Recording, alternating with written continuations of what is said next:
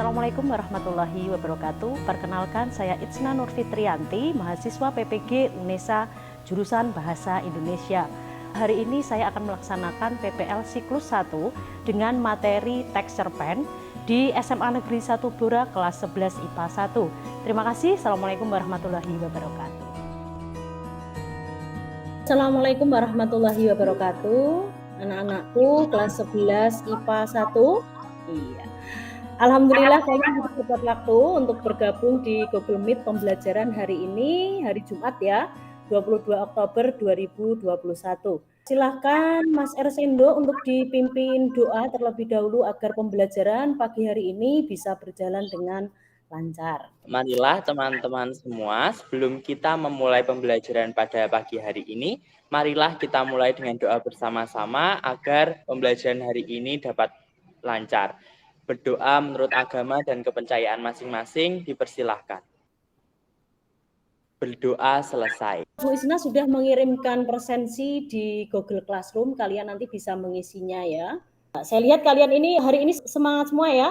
Semangat untuk mengikuti pembelajaran bahasa Indonesia. Kemarin masih ingat ya, kalian sudah mendapatkan materi tentang unsur-unsur dalam cerpen. Coba apakah kalian masih ingat? Masih ingat Ya, apa Bu. tidak, Raihan?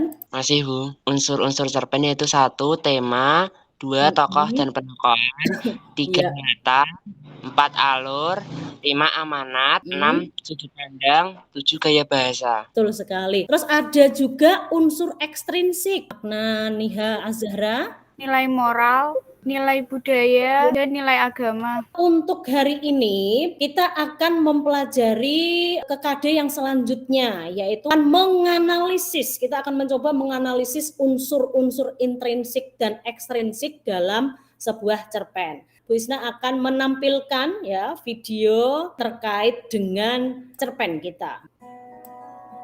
Ya, kelihatan ya. Coba saya hentikan. Pernah melihat buku ini? Saya lanjutkan.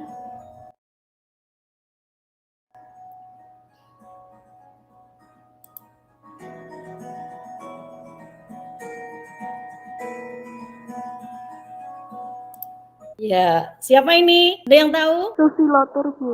Susilotur. Siapa Susilotur? Adik Pramudia Anantatur. Iya, adik Pramudia Anantatur. Saya lanjutkan ya.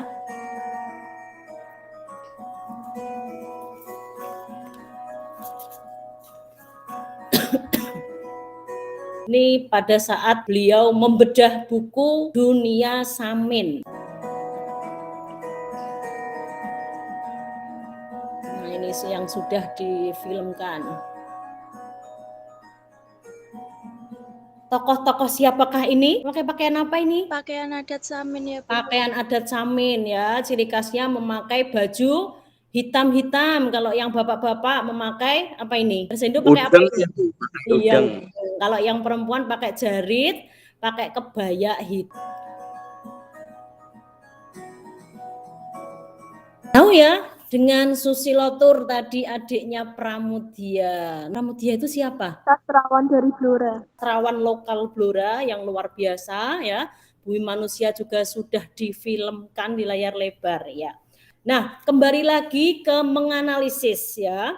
Karena tadi kalian sudah menyebutkan unsur-unsur intrinsik dan ekstrinsik, kita juga sudah melihat video singkat ya tentang karya Pramudia Anantatur ya dan Susilo tadi ya. Sebelumnya Bu Isna ingin memberikan sebuah pertanyaan. Mengapa kita perlu menganalisis unsur dalam teks cerpen? Dan pentingnya menganalisis unsur-unsur pembangun cerpen. Ini terkait dengan cerpen yang sudah kalian baca kemarin, yaitu karya Ali Akbar Nafis. Zahra, untuk pertanyaan yang pertama, mengapa kita perlu menganalisis unsur-unsur pembangun cerpen? Kita perlu menganalisis unsur-unsur pembangun cerpen karena unsur pembangun cerpen itu berasal dari cerpen itu sendiri. Jika diibaratkan sebuah bangunan, maka unsur tersebut adalah komponen-komponen bangunan tersebut. Unsur-unsur yang terdapat dalam cerpen yaitu unsur intrinsik dan unsur ekstrinsik.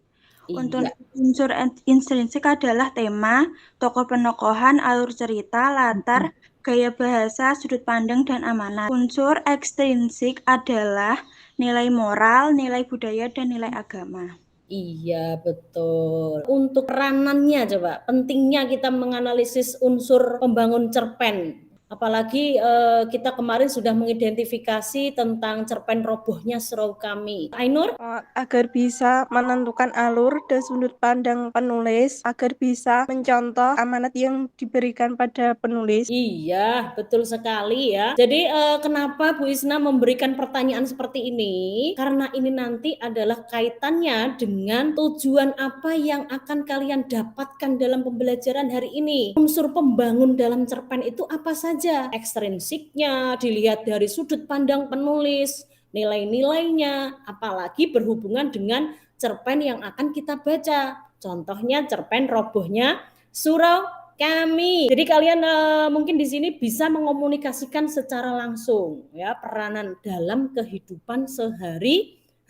Untuk materi kali ini untuk menganalisis unsur cerpen, Bu Isna akan menampilkan PPT terkait dengan materi hari ini. Nah, di situ juga ada LKPD yang harus kalian laksanakan, kalian berlatih pada kegiatan hari ini. Dalam menganalisis struktur dan kebahasaan teks cerpen yang dibaca, kita juga nanti akan mengonstruksi sebuah cerpen dengan memperhatikan unsur pembangun cerpen. Jadi ini nanti akan berkaitan dengan apa yang kita lakukan pada kegiatan hari ini. Untuk tujuannya, kalian nanti akan mengidentifikasi cerpen dengan memperhatikan unsur intrinsik dan ekstrinsik, menelaah teks cerpen berdasarkan struktur dan kebahasaan cerpen dengan benar, menyusun kembali teks cerpen dengan memperhatikan unsur pembangun cerpen dengan benar. Unsur intrinsik cerpen yang sudah kalian sebutkan tadi, betul, ada tema, alur, penokohan ya, latar, sudut pandang, amanat, dan gaya penceritaan dari penulis. Unsur ekstrinsiknya, keadaan subjektivitas dari pengarang itu sangat penting karena biasanya dalam penulis itu menuliskan sebuah ceritanya itu kan mengambil sudut pandang yang berbeda, dilihat dari tokoh yang diceritakan. Ada keadaan psikologi, keadaan sosial dan lingkungan pengarang. Terus nilai-nilainya ya. Ada yang ingin ditanyakan terlebih dahulu sebelum kita berlatih akan mencoba menganalisis. Jadi kalian akan menjawab pertanyaan berikut dengan baik tentang mengidentifikasi unsur pembangun cerpen, yaitu terkait dengan tema, alur, setting, tokoh, sudut pandang, dan amanat. Yang kedua, kalian tidak hanya menyebutkan unsurnya, tapi di sini adalah penjelasan dan kutipannya. Apakah saya perlu menampilkan kembali cerpen Dunia Samin yang akan kita analisis pada pagi hari ini? Ditampilkan kembali saja, tidak apa-apa. Nanti silakan dikerjakan di bukunya masing-masing. Nah, kenapa saya bagikan kemarin? Karena cerpennya terlalu panjang. Jadi kalian harus dibaca di rumah karena perlu pemahaman khusus tentang bahasa-bahasa yang digunakan. Kata blandong di sini ya. Tidak semua daerah itu paham dengan kata blandong, banyolan, sedulur, sikap, suka duka si pandir ya. Saya beri waktu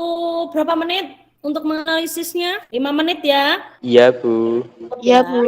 Jadi tidak perlu dipresentasikan, kita akan membahasnya secara langsung. Ada kesulitan untuk menganalisis? Belum ada, Bu. Devira, menganalisisnya sampai mana? Sampai unsur-unsur, Bu. Intrinsik. Agna sampai mana? Sampai menentukan amanat, Bu. Menentukan amanat. Sampai mana, Aulia? Gaya bahasa, Bu. Iya, ada kesulitan apa tidak? Belum ada, Bu. Zahra, sampai mana? Gaya bahasa. Ya, sudah 5 menit berlalu. Coba kita bahas bersama tentang unsur-unsur dalam cerpen Dunia Samin. Ada yang bisa menjawab? Silahkan. Dari temanya coba. Tema. Avinda, silahkan. Menurut kamu temanya apa? Menurut saya tema dari cerpen Dunia Samin yaitu suka duka si Pandir, yaitu Samin sebagai pahlawan Blora. Ya, betul. Jadi suka duka si Pandir ya. Tokoh penokohan. Samin, Pandir. petani, Petani. penagih. Saya tampilkan ya, biar kalian juga bisa tahu ya. Dari pertama coba ada Samin. Ya, tokohnya Samin seperti apa? Tokoh Samin digambarkan lugu, polos, ramah, mandiri, cerdas, banyak akal. Pemalas, dia juga pembangkang. Tapi di sini hanya menipu ya. Siapa lagi tadi? Tani. Polos lugu ya Bu, bisa ditipu. Terlalu lugu, terlalu polos. Terus untuk penagih ya. Tengkulak, Sudah? Bu. Tahu nggak tengkulak kamu? Kayak yang beli-beli padi gitu ya, Bu?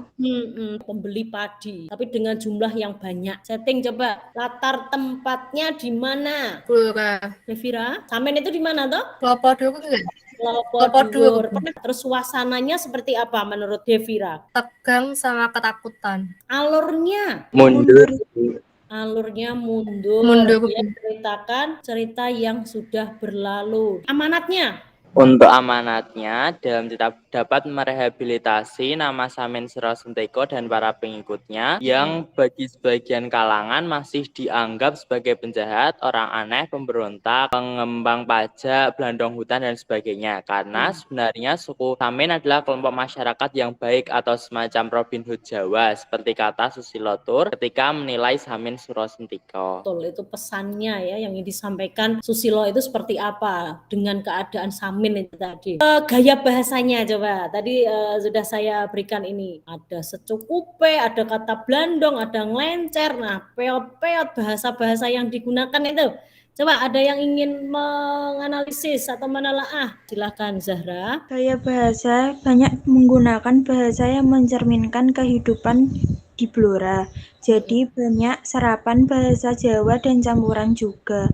Banyak bahasa hujatan, jadi mungkin tidak pas jika dibaca pelajar. Perlu bimbingan orang dewasa. Iya, betul. Nah, itu untuk unsur intrinsiknya. Sekarang unsur ekstrinsiknya. Nilai apa yang kalian dapatkan di sini? Nilai moral. Nilai moral, yaitu tentang Samin itu sendiri ya. Terus nilai sosialnya apakah ada? Nilai budayanya juga ada, yaitu mencerminkan budaya Blora. Budaya Blora yang apa di sini? Mencerminkan bahwa Blora itu memiliki suku Samin ya. Dan nilai pendidikan juga ada pajak itu tadi ya. Terus nilai sosial ini. Nah, ini saling mengejek, tidak pas untuk digunakan. Bagus sekali kalian sudah bisa menganalisis dalam hal unsur-unsur dalam intrinsik dan ekstrinsik dalam pembangun teks cerpen. Pentingnya kita menganalisis sebuah cerpen ini untuk dasar kalian dalam hal menyusun sebuah teks cerpen. Jadi selain kalian menganalisis, tetapi kalian di sini juga akan menyusun. Menyusunnya tidak dalam keseluruhan kita menulis cerpen, tidak, karena kita akan mengonstruksi. Mengonstruksi itu dari unsur yang sudah kalian analisis, kalian akan membuat simpulan atau sinopsis dari teks cerpen yang sudah kalian analisis. Sudah dibuat ya? Sudah, Bu. Sudah. Saya akhiri saja ya Nak ya, karena waktunya sudah mau habis. Jadi silahkan nanti untuk membuat sinopsisnya dilanjutkan di rumah. Kalian di sini sudah bisa menganalisis dan sudah bisa menyusun ya. Untuk pertemuan hari ini, ada yang bisa menyimpulkan dari pentingnya menganalisis unsur dalam teks cerpen. Kita bisa mendapatkan manfaat dari beberapa unsur yang kita analisis, termasuk ada nilai-nilainya, termasuk ada pesan yang ingin disampaikan penulis, termasuk watak-watak yang bisa kita teladani dan yang kita tidak teladani. Kita akhiri saja pertemuan pada pagi hari ini. Terima kasih anak-anakku yang sudah mengikuti pembelajaran pada pagi hari ini. Tetap semangat mengikuti pembelajaran ya. Untuk selanjutnya nanti jaga kesehatan, biasakan 5M dan taati protokol kesehatan. Terima kasih atas partisipasi aktifnya dalam mengikuti proses pembelajaran hari ini.